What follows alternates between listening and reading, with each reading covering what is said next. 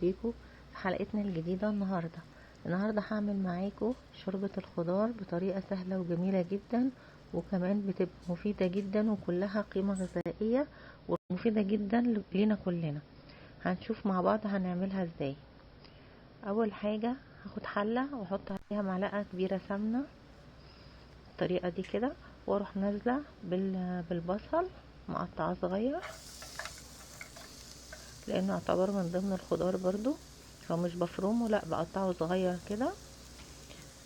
وبعدين اروح مقلباه لحد ما يدبل بس معايا، اشوحه كده على نار عالية لحد بس ما يدبل معايا. وبعد كده بروح نازلة بنص معلقة صغيرة توم كده، وبعدين برضو تاخد تقليبة كده معاهم. وبعدين انزل بالفلفل المقطع، فلفل الوان، فلفل عادي، فلفل حار زي ما انتوا حابين الطريقة دي كده. وبعدين اقلب كله في بعضه، اشوح بقى على نار عالية كده كويس.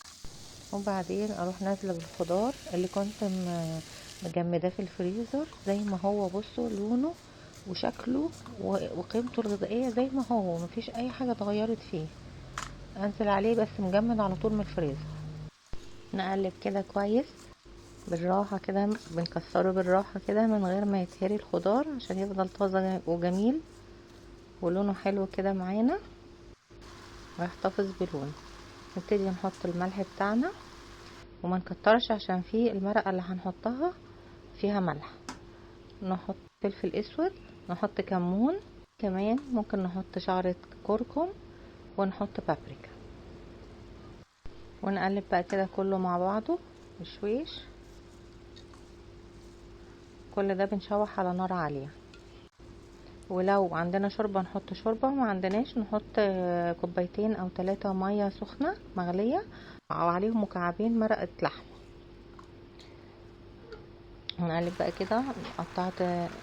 قطعت قطيتين وحطيتهم برضو في الاخر، وحطيت كرفس كمان، عودين كرفس بيدي طعم حلو قوي لشوربة الخضار. اللي عايز بقى سبايسي يحط في الفلفل او في رشة، او يحط الفلفل عادي ورشة شطة دلوقتي.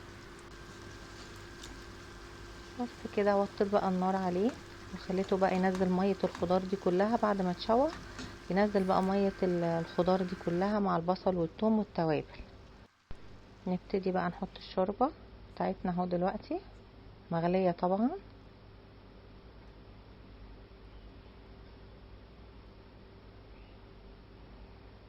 الكمية اللي احنا عايزينها،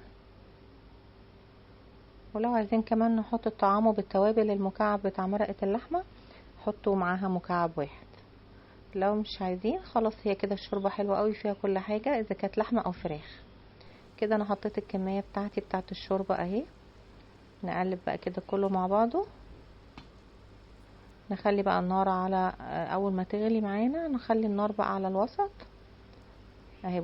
بصوا لون الخضار ما اتغيرش خالص وطازة وجميل جدا، وكأننا لسه مقطعينه دلوقتي ما كانش متجمد. شوفوا طريقة حفظ الحاجات عندي في الفيديوهات بتاعتي في القناة هنا، تعرفوا بحفظ الحاجة ازاي اذا كانت الخضرة او الخضار. بس كده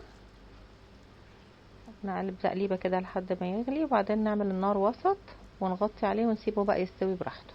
كده استوى معانا حلو قوي اهو، والشوربة قلت شوية وبقت المرقة مركزة والخضار مركز. نبتدي نغرفه بقى في طبق بالطريقة دي زي ما احنا شايفين كده، ونعصر عليه ليمون ونقدمه كده بالهنا والشفا مع رز بشعرية مع اي حاجة انتوا تحبوها. يا ريت الطريقة تكون عجبتكم وتجربوها. والى اللقاء في حلقة جديدة ووصفة جديدة.